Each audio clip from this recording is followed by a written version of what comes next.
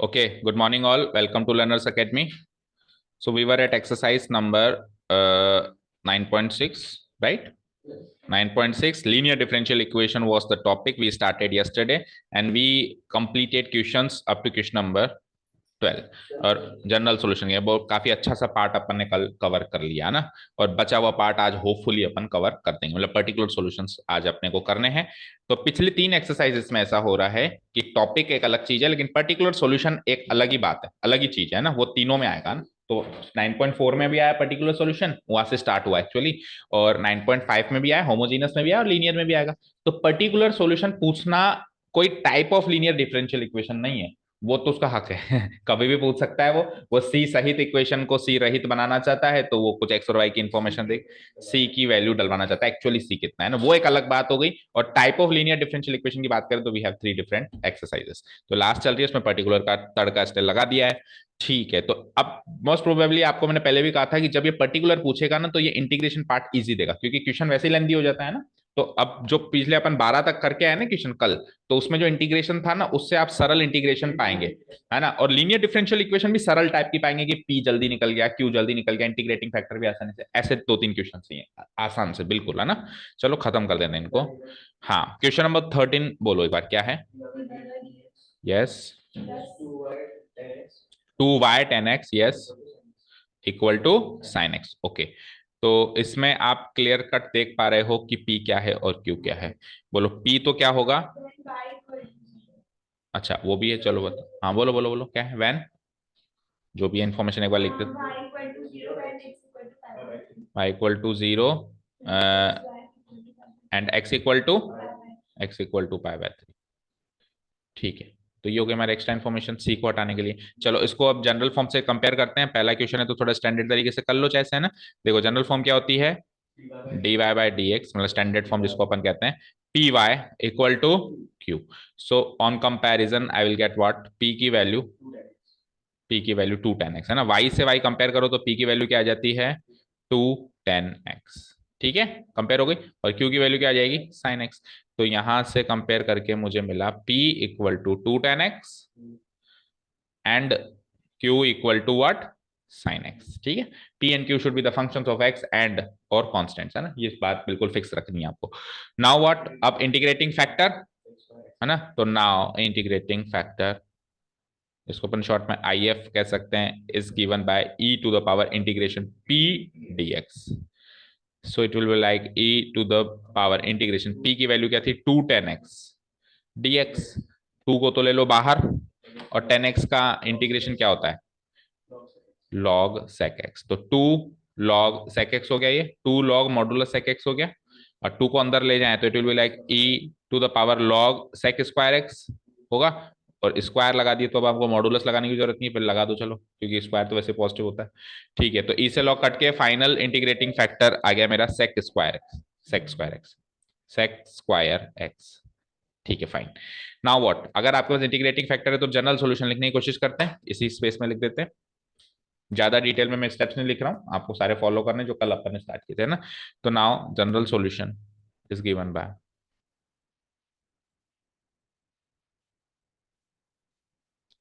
Is given bye, ठीक है ना। वो multiplying both sides by integrating factor, वो मैं स्किप कर रहा हूँ, सीधे जनरल सॉल्यूशन लिख रहा हूँ। क्या कैसे लिखते थे general solution, y into integrating factor equal to x, sorry q into integrating factor का whole integration with respect to x plus C, ये होता है जनरल सॉल्यूशन। ठीक है, तो अब वैल्यूज पुट अप करते हैं। तो y इंटू इंटीग्रेटिंग फैक्टर क्या निकाला आपने, sec square x. Okay fine, integration q क्या निकाला आपने, साइन एक्स। और इनटू इंटीग्रेटिंग फैक्टर वही सेम सेक स्क्वायर एक्स, और इनटू dx प्लस सी। तो प्रैक्टिकली आपको RHS सॉल्व करना है, LHS तो बस बाद में देखना है थोड़ा सा ना। तो sine x into sec square को थोड़ा सॉर्ट आउट कर देते हैं अपन, तो क्या बताइए, इजी ट्रिग्नोमेट्रिक फंक्शन बन जाए। तो साइन एक्स इंटू 1/cos² हो गई dx प्लस सी। ठीक है ना। अब sine x by cos x क्या होता है, 10x, और 1/cos x क्या होगा, sec x। तो 10x sec x हो गया काम, हो गया काम, बोलो। इंटीग्रेशन प्लस सी, तो 10x ये यहाँ पे है ना, इसका काम है ना, ठीक है। हाँ बोलो कहाँ थे हम इसके बाद, ठीक है 10x sec x का इंटीग्रल क्या होता है बताओ, sec x है ना, तो डायरेक्ट इंटीग्रल मिल गया, तो आपको sec x प्लस सी, ठीक है, ठीक है ना। तो सो अब हमारे पास जनरल सॉल्यूशन जो है वो एक बार फाइनली लिखता हूं मैं, y equal to sorry y sec x equal to y sec x equal to sec x plus C, sec square x है, y sec square x equal to sec x plus C, है ना। अब सुनो, सी की value निकालने से पहले आप वो सारा काम करेंगे जो आप जनरल सॉल्यूशन के लिए करते थे, यानी जैसे सेक से डिवाइड भी करवाना है, वो सारा काम करेंगे, यानी एक बार के लिए, मैंने आपको पहले भी बताया है अभी भी बता रहा हूं, एक बार के लिए आप ये भूल जाएंगे कि आपको पर्टिकुलर सॉल्यूशन निकालना है, बिल्कुल तबियत से जनरल सॉल्यूशन निकालेंगे, और उसके बाद पर्टिकुलर सॉल्यूशन का काम, आप बिल्कुल भी स्मार्टनेस नहीं दिखाएंगे, कई बार स्मार्टनेस क्या होती है हमको भारी पड़ जाती है, तो आप ये स्मार्टनेस नहीं दिखाएंगे कि यार सी की वैल्यू तो निकालनी, मैं काम करता हूँ अभी रख देता हूँ, ये कर लूँ वो कर लूँ, कुछ नहीं करना, आपको जनरल सॉल्यूशन तक का काम जैसे करते थे वैसे के वैसे ही फॉलो करना है। तो मैं क्या करता, अगर जनरल सॉल्यूशन भी मुझसे पूछता तो मैं सेक स्क्वायर एक्स से डिवाइड कराता इसमें, तो y की वैल्यू क्या हो जाएगी, सेक एक्स को सेक स्क्वायर एक्स डिवाइड कराया तो 1/sec x, और 1/sec x को क्या लिख सकते हैं अपन, cos x, ठीक है, और c को सेक स्क्वायर एक्स से डिवाइड कराया तो c cos square x, C cos square, भाई C divided by sec square x करेंगे तो सेक स्क्वायर एक्स क्या बन जाएगा, ऊपर आगे cos, तो सी इंटू cos स्क्वायर एक्स, तो ये मेरा जनरल सॉल्यूशन होगा कि नहीं होगा, होगा, एक बार के लिए लिख देता हूं मैं, is the general solution, is the general solution of given DE, of given DE, and also इसको इक्वेशन 1 भी मार्क कर देते हैं, given DE, that is my equation 1। अब आपको गिवन इंफॉर्मेशन नोट करनी है for the particular solution, now it is given that, it is given that x equal to pi by 3 when y equal to 0, जब जब y 0 होता है तब तब क्या हो जाता है, x pi by 3 हो जाता है, तो इसको हम पुटअप करेंगे, so putting x comma y equal to x की value pi by 3 0 in equation 1, उसको इक्वेशन 1 मार्क कर ही दिया हमने, है ना, we will get what, we get तो क्या है हमारे पास, y equal to cos x, है ना, y equal to cos x, तो कॉस की x की वैल्यू क्या है π/3, तो एक minute, y equal to cos x, x की वैल्यू क्या है π/3, कॉस π/3, उसके आगे क्या है c into cos square x, तो कॉस स्क्वायर π/3, यानी कॉस स्क्वायर π/3, अच्छा y की वैल्यू भी तो जीरो है, इधर भी तो जीरो पुटअप करो, ठीक है, so it will be like 0 equal to what is cos π/3, cos 60 and 1/2 plus C into 1/2 का होल स्क्वायर हो जाएगा 1/4, सो और थोड़ा सॉल्व कर दूं तो 1/2 प्लस c/4, और थोड़ा सा सॉल्व कर दूं 4 को एलसीएम ले लूं तो 2 2 जा 4 2 प्लस सी, ठीक है ना। अब जीरो की वैल्यू क्या आ गई, 2 प्लस सी, है ना, तो यानी कि 2 प्लस सी की वैल्यू 0, तो सी की वैल्यू -2, अब इस सी की वैल्यू -2 को वापस इक्वेशन 1 में पुटअप करके पर्टिकुलर सॉल्यूशन निकालेंगे, ठीक है ना। Now putting c equal to -2 in what equation, in equation first, we get so equation थी हमारी y इक्वल टू क्या, क्या cos x थी, तो cos x का cos x ही रहेगा, अब तो x को चेंज थोड़ा करना है आपको, बस c को ही तो पुटअप करना है, प्लस c की वैल्यू क्या हो गई -2 इंटू कॉस स्क्वायर एक्स, यही था, तो थोड़ा सा और सॉर्ट आउट करते हैं तो it will be like y equal to cos x -2 cos square x, match करो, cos x चाहो तो कॉमन ले लो, और नहीं भी लोगे तो कोई दिक्कत नहीं है, इज द पर्टिकुलर सॉल्यूशन, बोलो यही आ रहा है, ये चेंजेस है, is the particular solution of given T, ठीक है, तो हिंट मिल गया थोड़ा सा कि लीनियर के अंदर पर्टिकुलर का तड़का है और कुछ नहीं, इस तरीके से करेंगे, तो पकड़े आप रफ्तार अगली क्वेश्चन से, अब थोड़े से स्टेप्स और अवॉइड करेंगे और रफ्तार पकड़ेंगे, जल्दी से एक्सरसाइज खत्म करेंगे, ओके, ठीक है, करता हूं डिलीट इसको, नेक्स्ट क्वेश्चन बोल दो,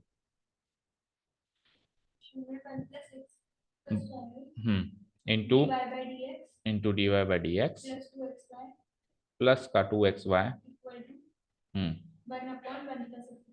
1/1 + x। ठीक है ना। अब चाहे से होमोजीनस हो, चाहे से कुछ भी हो, चाहे से वेरिएबल सेपरेशन हो, सबसे पहले अपन D Y by D x को आइसोलेट करते हैं। ये अपना ट्रेंड है। मतलब सॉल्यूशन निकालना है, मतलब D Y by D x को आपको आइसोलेट करना ही करना है। तो D Y by D X हो जाएगा, ये तो 1 + x² से डिवाइड करवाएंगे हम, है ना। तो 2x y को किससे डिवाइड कराएंगे? अब y को भी अलग रख दूं मैं, क्योंकि y पी वाई की फॉर्म में चाहिए आपको। तो 2x को डिवाइड करा दूं, केवल 2x को ही डिवाइड करा देता हूँ, और इंटू वाई अलग रख देता हूँ। और इसको 1 + x² से डिवाइड कराएंगे, ऑलरेडी डिवाइड हो रहा है, तो 1 + x² का होल स्क्वायर, 1 + x² का होल स्क्वायर। समझ आया खुशी? ठीक है ना। ये ऑलरेडी एक तो बैठा है, एक और मिलेगा, तो 2 पावर का बन जाएगा। चलिए, तो कंपेयर करते हैं इसको p एंड q से, मतलब जनरल फॉर्म से। तो यू विल गेट p की value this, right, and you will get q की value this whole thing. Done. चलो, तो निकाले हम इंटीग्रेटिंग फैक्टर। चलो निकालो। सो इंटीग्रेटिंग फैक्टर इज, ठीक है, ऐसा इंटीग्रेटिंग फैक्टर कल भी निकाला है अपन ने, ई integration 2x divided by 1 + x²। तो वही 1 + x² को पहले अपन ले लेंगे t, है ना। लेट 1 + x, कुछ कुछ बच्चे से भी होते हैं ना जो डायरेक्ट ये वीडियो देख रहे हैं फॉर पर्टिकुलर सॉल्यूशन, हो सकता है आप भी उन बच्चों में हो। मान लो आप क्वेश्चन सोल्व कर रहे हो, आपको इसी क्वेश्चन में अटके, तो आपने सीधे ये वीडियो चलाया, तो अब आपको क्या पता कि कल ये हुआ था ना। तो 2 मिनट लगती है। 1 + x², अब इस ही वीडियो में अब अगली बार ऐसा काम होगा तो नहीं करेंगे, है ना। 1 + x², सो 2x dx, उधर dx लगाना भूल गए हम, वो लगा देते हैं, इक्वल टू व्हाट, dt। तो इसको इधर सब्स्टिट्यूट करते हैं, dx, okay. So it will be like e to the power 2x dx तो हो गया dt divided by t। So it will be like e to the power log modulus t। So it will be like t and it will be like 1 + x²। ठीक है। हालांकि अभी अपन ये सारी videos public नहीं कर रहे हैं, बट कभी तो करेंगे है ना। तो हो सकता है कि उस टाइम कुछ बच्चों को देखने की जरूरत पड़े। So you are going to be part of history, ऐसे मानो, है ना क्योंकि जब भी ये वीडियो पब्लिक करेंगे, अभी तो मूड है नहीं कुछ दूर दूर तक इसको पब्लिक करने का, बट जब इनको पब्लिक करेंगे तो आप उन उस क्लास का हिस्सा होंगे जो लाखों बच्चे देखें, होपफुली। ओके। क्योंकि अपन देखो कोशिश पूरी कर रहे हैं कि अपन कंटेंट सारा डालें और प्योर डालें, मतलब कुछ ऐसा नहीं कि हल्का फुल्का। मैंने देखा है यूट्यूब पे कई मतलब काम चलाओ कंटेंट भी डालते हैं, अपन पूरा डिटेल में डालते हैं हर एक चीज, है ना। और शॉर्ट ट्रिक्स होती है तो उसको भी डिस्कस करते हैं। होपफुली चलेगा जब अपन डालेंगे। ओके, देखेंगे। टी की वैल्यू आ गई हमारे पास, ओ सॉरी, मतलब इंटीग्रेटिंग फैक्टर की वैल्यू आ गई आपके पास 1 + x²। Now the general solution, the general solution is given bye, हाँ, y इंटू इंटीग्रेटिंग फैक्टर। तो अब मैं थोड़ा सा डायरेक्ट कर रहा हूँ। इंटीग्रेटिंग फैक्टर क्या है मेरे पास? 1 + x² इक्वल टू क्यू, क्या है क्यू, क्यू पे गौर फरमाओ। आपको डर लग रहा होगा कि 1 + x² का होल स्क्वायर हो गया, तो कोई बात नहीं, एक कट गया एक कट गया ना। 1 डिवाइडेड बाय 1 + x² का होल स्क्वायर हो रहा था, तो उस शुरुआत में से लगाओ सर ये क्या बना, तो कोई बात नहीं, एक कप काट देते हैं। इंटीग्रेटिंग फैक्टर से एक पावर कट जाएगी, इसका आपको चाहिए dx प्लस इसका इंटीग्रेशन चाहिए, तो एक पावर तो काट दो। ये क्या हुआ अचानक से? 1 + एक मिनट, 1 + x² से काटना है तो एक पावर कट जाएगी लाइक दिस, और ये स्क्वायर कट गया एक तरीके से। तो अब ये क्या है? tan−1x प्लस c, और यहाँ पे जो चीज बनी है वो बनी है y इक्वल टू 1 + x। अब आप सोचो कि अगर मैं जनरल सॉल्यूशन निकालता तो मैं इतना ही छोड़ता, मैं 1 + x² से डिवाइड नहीं करा। आप ऐसे सोचना कि मैं अगर जनरल सॉल्यूशन निकालता तो मैं क्या करता, वही काम आपको करके फिर वैल्यू सकते, तो यहीं तक छोड़ते हैं आप 1 + x² से डिवाइड कराते, क्या कुछ मिलता ही नहीं। तो आप इसी के अंदर यानी कि x एंड y की वैल्यूज निकालने। ठीक है। It is the general solution, is the general solution, and also equation 1 is the general solution equation। और वैल्यूज भी इतनी आसान देगा आपको कि मजा आ जाएगा बस व्हेन व्हेन चलो एक्स वाई बताओ मुझे तो सीधे, एक्स कॉमा वाई क्या है? 1, 0। So equation 1 becomes somewhat like this.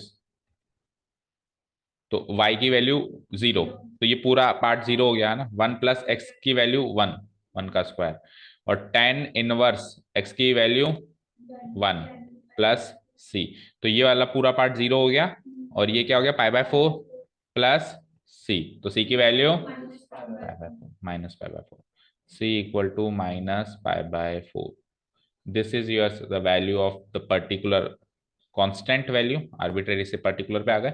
So equation 1 या फाइनल पर्टिकुलर सॉल्यूशन मेरा बन जाएगा, क्या था, y into 1 plus x square, है ना, equal to what, equal to what क्या था इधर, टेन इनवर्स एक्स प्लस सी। तो टेन इनवर्स एक्स और प्लस माइनस पाई बाय 4। अब मैच करो, is the particular solution of the given D, is the particular solution, बोलो मैच हो, of given D. ठीक है, ओके, डन। अब नेक्स्ट क्वेश्चन एक बार के लिए आप ट्राई करो, मैं 10th वालों का टेस्ट स्टार्ट करके आ रहा हूँ, give me 5 minutes. This is the question, एक बार के लिए आप ट्राई करो ना।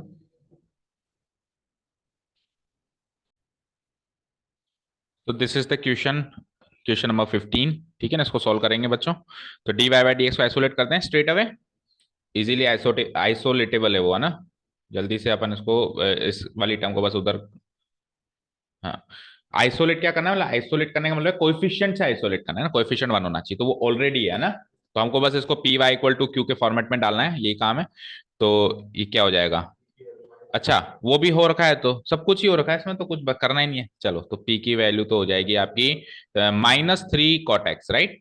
ये हो जाएगी आपकी पी की वैल्यू, और क्यू क्या हो जाएगी, sin 2x। अच्छा, दूसरे फॉर्मेट का एक भी नहीं है पर्टिकुलर सॉल्यूशन में, dx/dy, इसमें इंटीग्रेशन घुमाएगा, चलो बढ़िया, उनको तो घूमे हुए चीजें ज्यादा पसंद है उल्टा। ओके,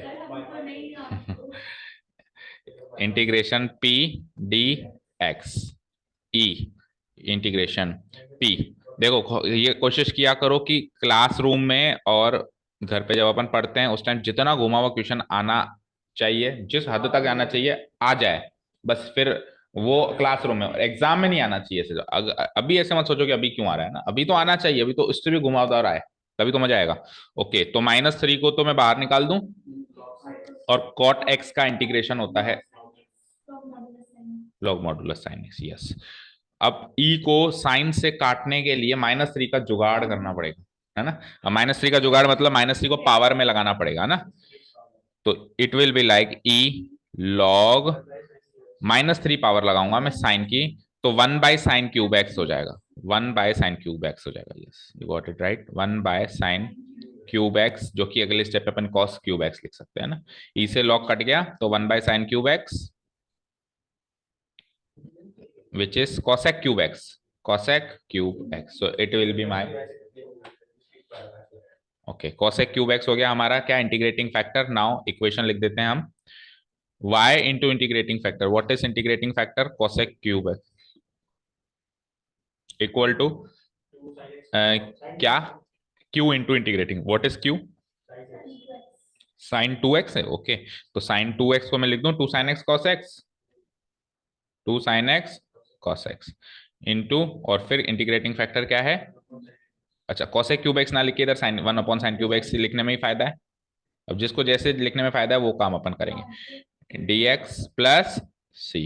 तो क्या क्या कट गया चेक करो, साइन एक्स से स्क्वायर कट जाएगा, तो cos by sine square x, एक तरीके से ऐसा है ये कि cos x by sine square x, और 2 को बाहर निकाल ही दिया है अपन ने, इंटू डी एक्स प्लस सी। तो कॉस बाई साइन क्या, कॉट, एक बार cosec, cosec x cot X, ये लो हो गया काम। और 2 बाहर है ही सही, डी एक्स प्लस सी।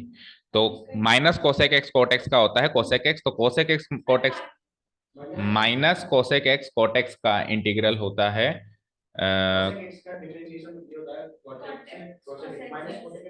हाँ, तो इसका मतलब इसका इंटीग्रल माइनस में आएगा, कुल मिला के बात ये है ना, माइनस, तो और 2 बाहर है तो -2 कोसेक एक्स प्लस सी। और हमारे पास यहाँ पे क्या था, so y equal to y into cosec X था ना, तो y कोसेक क्यूब एक्स था, ओके क्यूब छुपा हुआ है, वो y cosec cube X equal to -2 cosec X plus C. अब आप ये सोचो कि जनरल सॉल्यूशन से पहले आप क्या क्या करते हो, कोसेक क्यूब एक्स को पूरे को इधर लाते हैं ना, तो एक कोसेक, तो एक्स तो कट जाता, नीचे कोसेक स्क्वायर एक्स बचता, जो ऊपर आके साइन स्क्वायर एक्स हो जाता। यस, और ये क्या हो जाएगा, c divided by cosec cube x, यानी c into sine cube x. यही होता हमारा जनरल सॉल्यूशन। मतलब इधर छोड़ देता मैं, अगर जनरल सॉल्यूशन ही वो पूछता तो, है ना, इज द जनरल सॉल्यूशन। अब इसमें वैल्यू पुट अप कर दो, and let's say this is also my equation number 1। y की जगह तो है x कोमा y, बताओ तो क्या है, x comma y equal to x की जगह π/2, 2, ठीक है ना। So equation 1 becomes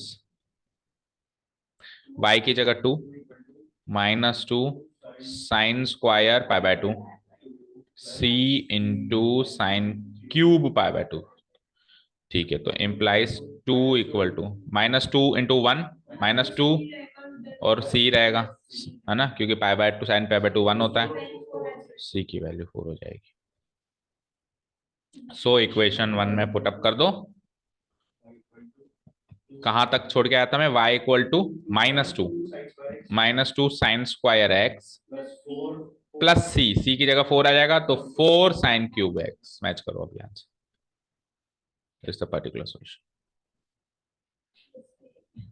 sign square x को कॉमन लिया क्या, नहीं, अच्छा पहले इसको, इस वाली टर्म को उधर लिख दिया उसको, is the particular solution. Done. तो डायरेक्ट क्वेश्चन खत्म आपके पर्टिकुलर सॉल्यूशन के। अब क्या है, हमारी वर्ड प्रॉब्लम्स, जो कहने के लिए वर्ड प्रॉब्लम्स है बहुत आसान है, मतलब इससे डिफिकल्ट वर्ड प्रॉब्लम्स हमने की हुई है, ठीक है ना। देखो क्या है, पढ़ते ही हो सोल्व हो जाएंगी। देखो क्या कह रहा है, पढ़ो। Find the equation of A curve passing through the origin, ठीक है ना, ओरिजिन से वो पास कर रहा है। Given that the slope of the tangent to the curve at any point x, y is equal to the sum of the coordinates of the point. क्या कह रहा है, लेट्स से कि ये कर्व है, ठीक है ना, और इस पर कोई भी पॉइंट है x, y, ये वो पॉइंट है x, y, है ना, x, y। अब इस x, y से टेंजेंट है, और इस टेंजेंट का जो स्लोप है, तो इस टेंजेंट का slope actually dy by dx ही तो होगा। अरे आपको कुछ को ना कुछ ऐसा देगा जिससे dy बाई dx की टर्म पैदा हो, तो उसको देने के लिए उसको दो चीजें देनी होती है, या तो रेट ऑफ चेंज या स्लोप। और क्या तरीका है बताओ, या तो रेट ऑफ चेंज या स्लोप, क्योंकि डेरिवेटिव की डेफिनेशन यही होती है, डेरिवेटिव को एक पॉइंट ऑफ व्यू से रेट ऑफ चेंज बोला जाता है और एक पॉइंट ऑफ व्यू से स्लोप ऑफ टेंजेंट बोला जाता है। तो स्लोप ऑफ टेंजेंट क्या है, dy by dx is equal to sum of the coordinates of the point. इस x और y का सम ऑफ कोऑर्डिनेट्स करेंगे तो x प्लस वाई, ये बन गई आपकी डिफरेंशियल इक्वेशन। और एक चीज उसने दे रखी है कि ओरिजिन से पास होती है, वो तो इसलिए दे रखी है ताकि पर्टिकुलर सॉल्यूशन निकले 0,0, ठीक है ना। तो अगर आप शुरू से ही सोचने लग जाओगे ना यार पासिंग थ्रू द ओरिजिन क्या बनेगा, तो वो तो एक तरीके से बेवकूफी है, वो सोचना ही थोड़ा, वो तो बात का काम है। ओके, समझ गए ना, ठीक है। तो इसका अगर मैं एक फेयर फिगर बनाऊं तो it will be like that कि एक तो चलो मैं एक टेंजेंट बना देता हूं, लेट्स से कि दिस इज द टेंजेंट, और इस टेंजेंट पर एक कर्व बनानी है, रफ फिगर जरूर बना के आना ना। लेट्स से कि ये है मेरा रफ फिगर, है ना, ये तो है मेरा कर्व, ठीक है, इसको थोड़ा सा ऊपर ले लो, ये तो है मेरा कर्व और ये है मेरी टेंजेंट, और लेट्स से कि ये वाला पॉइंट है मेरा क्या, x comma y, x comma y, ठीक है। और ये जो है ओरिजिन से भी पास हो रही है, तो लेट्स से ये ओरिजिन मेरा है ना, ओ 0,0, दैट्स इट। ओके, तो नाउ सबसे पहले मैं तो निकालूंगा स्लोप ऑफ द टेंजेंट, है ना। Now slope of the tangent, slope of the tangent to the curve, to the curve, curve later से y equal to F x की फॉर्म में है ना, to the curve y equal to F x at the point, क्योंकि slope of tangent एक point पे निकाला जाता है ना, एट द पॉइंट, पॉइंट क्या, x comma y is given by, ये अपन एप्लीकेशन ऑफ डेरिवेटिव्स में खूब करके आए, इससे भयंकर भयंकर करके आए, है ना। इसका ये तो कुछ भी नहीं है, तो उसको is given by what, is given by actually dy by dx। और अगर ये पॉइंट न्यूमेरिकल होते तो मैं वो भी लिख देता कि, है ना, एट 1,2 या 2, लेकिन पॉइंट ही एक्स कोमा वाई है, तो ये dy बाय dx वैसे भी आपका एक्स कोमा वाई की फॉर्म में, तो सिंपली आप इसको dy बाय dx कह सकते हो, है ना। और अब आपको गिवन है कि slope of tangent is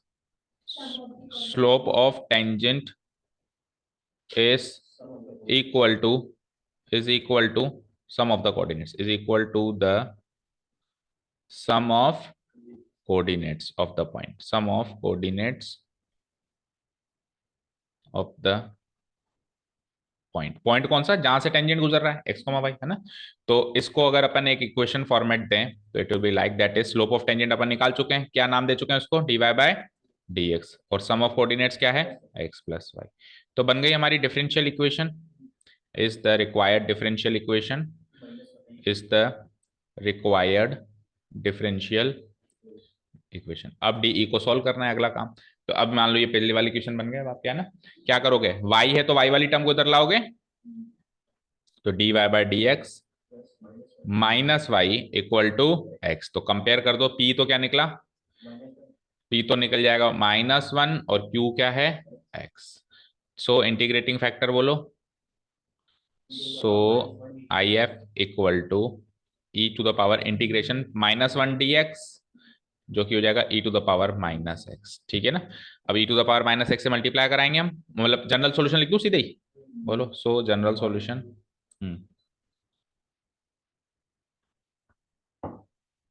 general solution will be given by y into integrating factor.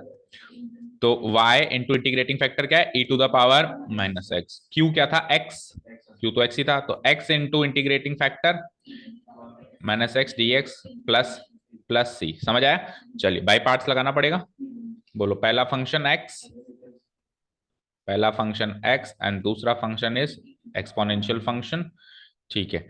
तो लगाते हैं पहला फंक्शन एज इट इज, इसका इंटीग्रल क्या होगा, -e to the power -x, है ना, फिर माइनस डेरिवेटिव x का डेरिवेटिव 1, उसका इंटीग्रल पहले ही कर चुके हैं, सेम dx प्लस c, ठीक है ना। एक बार और इंटीग्रेशन अगला वाला कर दो, तो और ये माइनस है तो -x into E to the power minus, देखो माइनस माइनस प्लस, लेकिन फिर वापस इंटीग्रल करेंगे माइनस आएगा, तो ultimately minus,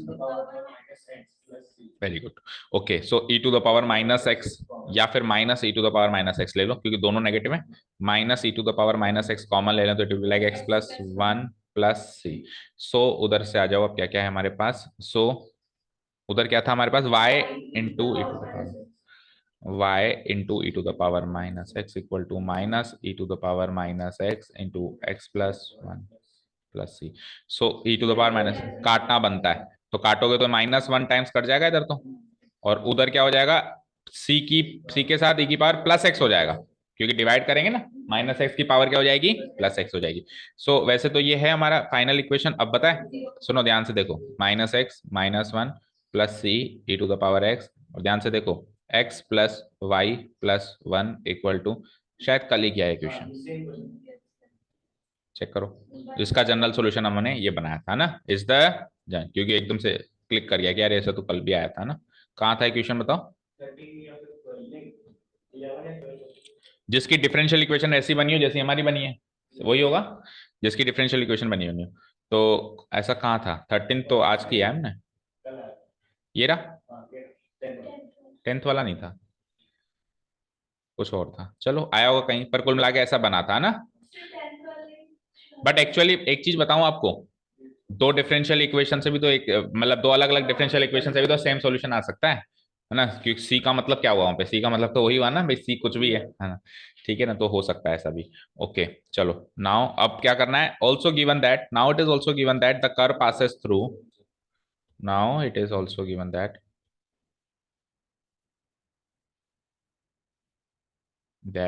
the curve y equal to fx passes through the origin,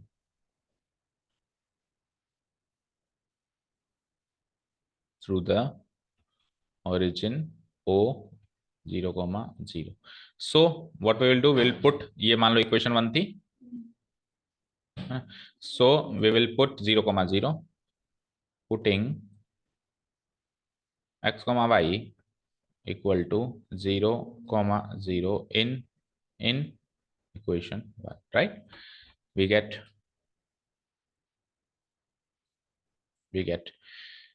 देखो x प्लस वाई तो 0 प्लस 0, एक्स और वाई दोनों 0 0 डालना है ना, 0 प्लस 1 था, X plus Y plus 1 equal to C, C तो सी रहेगा, और into E to the power X, X की वैल्यू 0, तो ई टू द पावर 0 1 हो गया, तो सी की वैल्यू 1 आ गई यहां से।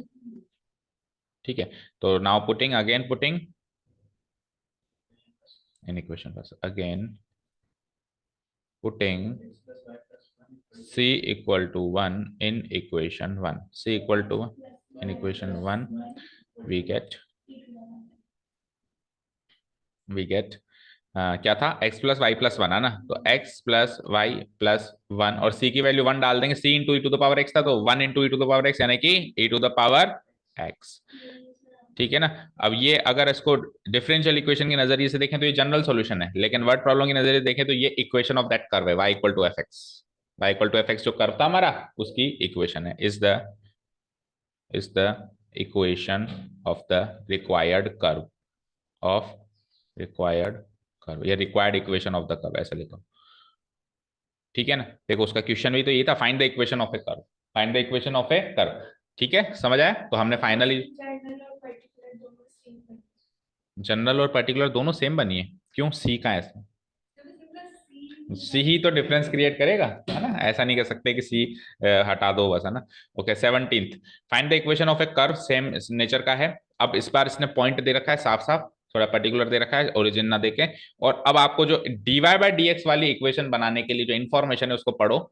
सम of the coordinates of any point, यानी X plus Y exceeds the magnitude of the slope of the tangent to the curve at that point by 5, यानी dy by dx हो गया slope of the magnitude of the magnitude of the slope of the tangent, slope of the tangent कहूं या magnitude of slope of tangent कहूं, एक ही बात है ना, उसकी मैग्नीट्यूड, उसकी क्वांटिटी वाइज है ना, तो हम क्वांटिटी वाइज ही तो निकालते हैं, उससे ये 5 ज्यादा है, यानी कि sum of the coordinates x plus Y जो है उसके dy by dx से 5 ज्यादा है।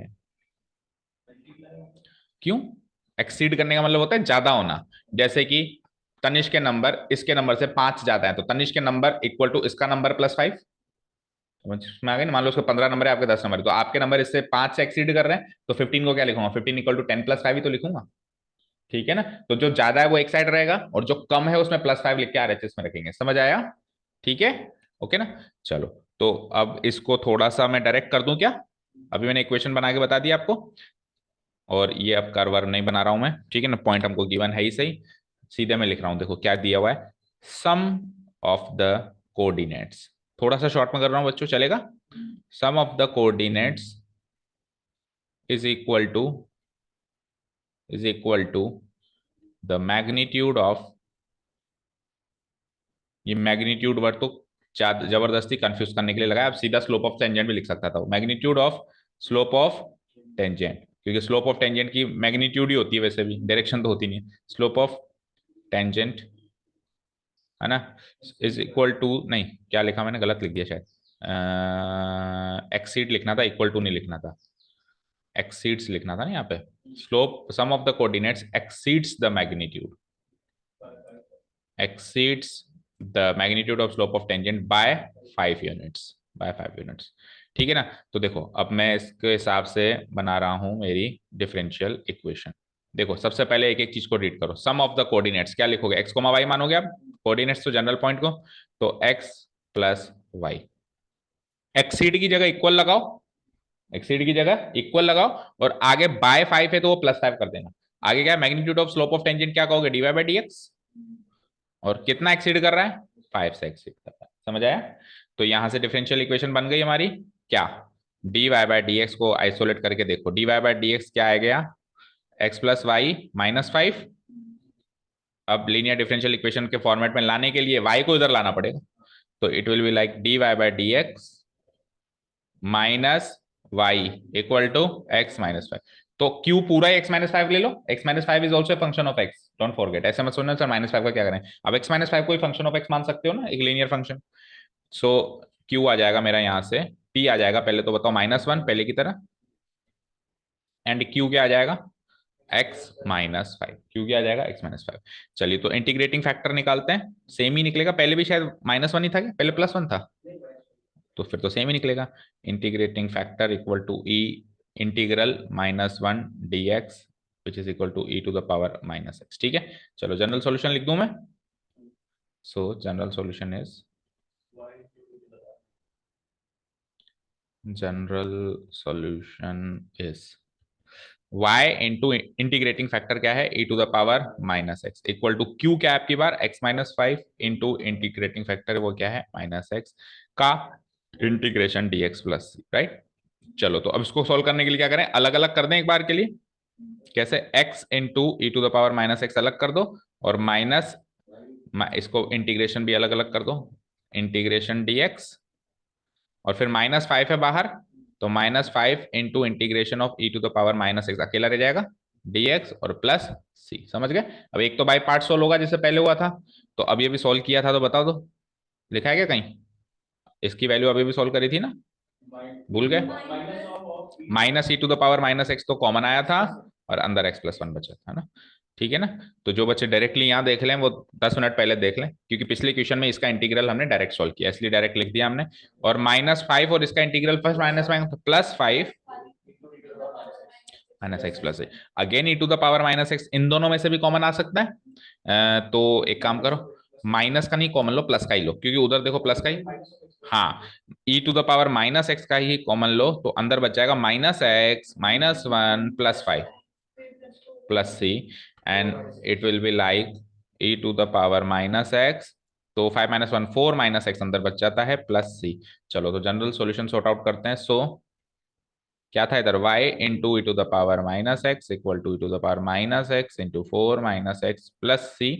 तो E to the power minus X से कैंसिल आउट करना पड़ेगा y as a function of x बनाने के लिए, तो ये इधर तो कट जाएगा, फोर माइनस एक्स बचेगा, और प्लस c से डिवाइड होगा तो पावर पॉजिटिव हो जाएगी, माइनस एक्स की जगह पॉजिटिव पावर हो जाएगी, right. So it will be like x plus y, x plus y minus four equal to c into e to the power x. This is the general solution. Finally, is the general solution.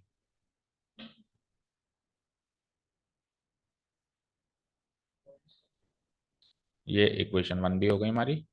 Now बताओ points क्या क्या है। Now x comma Y, मतलब हमको क्या given है, वही curve वाली लैंग्वेज गिवन है ना, कर्व है ना ये तो now it is also given that the curve passes through the point, it is also given that the curve passes through the point, tell me the point, बोलो क्या given है, curve कहां से पास थ्रू हो रहा है, 0,2, 0,2। ठीक है। So putting, so putting x comma y equal to 0,2 in equation one, we get, करो पुट, क्या है x प्लस वाई है, x प्लस वाई तो 0 + 2 +4 है -4 है, 0 + 2 -4 equal to c into E to the power 0। ठीक है, तो 0 + 2 -4 हो जाता है -2, तो c की वैल्यू क्या आ जाती है -2। Again putting c equal to -2, again putting c equal to -2 in equation first, we get.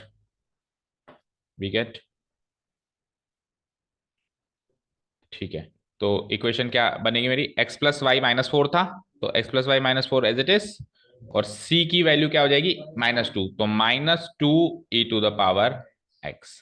तो एक्चुअली इसको ऐसे लिखना चाहिए सही फॉर्मेट में, -4 को भी उधर पहुंचाओ, पूरा कांस्टेंट टर्म इधर पहुंचाओ, x प्लस वाई इधर रहने दो, और पूरा कांस्टेंट टर्म उधर जाएगा, तो 4 -2 ई to the power x। This should be the answer. Check कर लो, इज द, चेक करो बुक नहीं है, is the required equation of curve. तो y इज इक्वल्स टू, अच्छा, तो 4 - x है ना, ठीक है, मतलब y equal to 4 - x -2 E to the power x है ना, ठीक है, ऐसे ही है। ओके, हाँ, क्योंकि ई टू द पावर x भी तो x की टर्म है, ये अपन भूल गए, E to the power x is not a constant term, ये भी x की टर्म है ना, तो इसलिए x को x की टर्म के बगल में रखा है उसने। इज द रिक्वायर्ड, हाँ खैर कोई फर्क नहीं, equation of the curve, that's it. Okay, आइए अब ये छोटे मोटे क्वेश्चन, इंटीग्रेटिंग फैक्टर निकालो उसका फटाफट से, पहले कंपेयर करो, तो x से डिवाइड करा दूं, और ये स्क्वायर कट जाएगा। ठीक है, तो इंटीग्रेटिंग फैक्टर क्या हो जाएगा, y के साथ क्या लगा हुआ है, ये सॉरी एक मिनट रुको, एक मिनट रुको, गलत किया कुछ, ये x से डिवाइड कराओ, y बाई एक्स है और ये स्क्वायर कर दिया ना। तो माइनस वाई बाई एक्स में से y को हटा दें तो इंटीग्रेटिंग फैक्टर क्या हो जाएगा, -1/x। ठीक है, वेरी इजी। ऑप्शन नंबर नहीं है कहीं भी, सी का है, तो सी तो मैच ही नहीं हुआ ना। एक मिनट रुको, D Y by D 1/x कैसे आएगा, -1/x आएगा ना। तो इधर तो सी ऑप्शन तो 1/x, सॉरी सॉरी सॉरी, हम तो पी की वैल्यू निकालने लगते हैं। ओके, तो ये जल्दीबाजी का नतीजा है, एक्स स्क्वायर। तो इंटीग्रेटिंग फैक्टर चाहिए, ये जो अभी मैंने निकाला तो पी था, ये तो पी था ना बेटा, पी क्या था, -1/x। तो इंटीग्रेटिंग फैक्टर क्या निकलेगा, ई की पावर इंटीग्रेशन -1/x dx, ये होगा इंटीग्रेटिंग फैक्टर। तो ये हो जाएगा ई की power minus log modulus x, ठीक है ना, माइनस को अंदर लेके जाए तो ई की पावर लॉग ऑफ 1/x, तो इक्वल टू 1/x। ठीक है ना, ऑप्शन सी। ठीक है, last question of the exercise, the integrating factor of the differential equation, again integrating factor ही चाहिए, थोड़ा सा इसको रीअरेंज कर देते हैं। तो 1 - y² से एक बार तो डिवाइड कराओ, क्योंकि एक बार तो dx/dy वाले ही बनाने की कोशिश करेंगे एक बार, दिमाग यही काम करता है हमारा। पहले सबसे पहले plus plus y x divided by 1 - y²।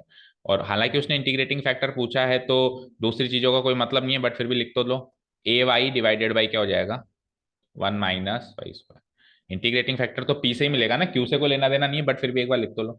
अब देखो ये एक्स यहाँ पे एक्स लाके आ रहा है ना, तो p should be a function of y अब की बार, तो p should be a function of y, और बन रहा है देखो फंक्शन ऑफ वाई, है ना। और q should also be a function of y, वो भी बन रहा है, q should also be a function of y, वो भी बन रहा है। तो यानी कि dx/dy plus p x equal to q वाली डिफरेंशियल इक्वेशन है, और इसका इंटीग्रेटिंग फैक्टर कैसे निकालते हैं, e to the power integration p dy, so it will be like e to the power integration y divided by 1 - y² dy। तो अब देखो -2y बनेगा इसका, है ना, तो -2y क्रिएट करते हैं अपन, पैदा करते हैं। तो -2y बनाने के लिए सबसे पहले तो 2 अंदर भेजेंगे, तो एक मिनट रुको, सॉरी, क्या कर दिया मैंने, देखो, हाँ देखो ऐसे करो, मैं अगर -1/2 बाहर ले लूं तो -2 अंदर चला जाएगा, -2y डिवाइड बाई 1 - y² हो गया काम। ठीक है ना, 1/2 से 2 कट जाएगा, माइनस माइनस कट जाएगा dy। अब नीचे का डेरिवेटिव ऊपर बैठा है, so it will be like e to the power -1/2 बाहर, और log मॉडुलस 1 - y²। सो -1/2 को अंदर लेके जाओ, तो e to the power log -1/2 अंदर लेके जाने का मतलब क्या हुआ, सोचो जरा, अंदर लेके जाने का मतलब है, माइनस का मतलब है ये पूरी नीचे जाएगा, और 1/2 का मतलब है रूट, तो 1 डिवाइडेड बाय रूट 1 - y²। ठीक है, देखो 1 - y² का रेसिप्रोकल क्यों किया, क्योंकि पावर नेगेटिव, और 1 रूट में क्यों लगाया, क्योंकि 1/2 का पावर मतलब क्या होता है, रूट पावर। इसे लोग कट के आंसर क्या आ गया, 1 divided by root 1 - y²। Option number root root, हाँ ऑप्शन नंबर डी। चेक कर लो आंसर तो, क्योंकि सेम नेचर के ऑप्शंस है ना। Option number D is the final answer. ठीक है जी, सो दैट इज इट, हमारे सारे टेक्निक्स खत्म होती है बेटा। अब मिसलेनियस, तो miscellaneous is going to very crucial this time, क्योंकि क्योंकि क्या है कि अब हमको पहचानना है, अभी तक क्या था, हम कंफर्ट जोन में थे, लीनियर चल रहा था तो लीनियर ही चल रहा था, होमोजेनियस चल रहा था तो होमोजेनियस ही चल रहा था, बट अब अपन कंफर्ट जोन से बाहर आएंगे, मतलब कुएं से बाहर आएंगे, कुएं के मेंढक थे अभी तक अपन, अब समुद्र सारा हमारा है। अब पहले हमको ही पहचानना है कि ये कौन से नेचर का क्वेश्चन है, लीनियर है, होमोजेनियस है, या क्या है, और फिर सॉल्व भी हमको करना है ना। तो वर्कआउट विद द एग्जाम्पल्स, आज संडे छुट्टी है, कुछ एक एग्जाम्पल्स देखो इसके, ताकि कल जब अपन एक्सरसाइज स्टार्ट करें तो थोड़ा सा अपन सीन में, होते ही हमेशा ही होते हैं, वो तो हमेशा ही होते हैं, लेकिन आपने को तो एग्जाम्पल सारे ही देखने, कुछ भी नहीं छोड़ना। ओके, चलिए तो कल देखते हैं miscellaneous. Thank you so much for listening to us, have a nice day, keep learning.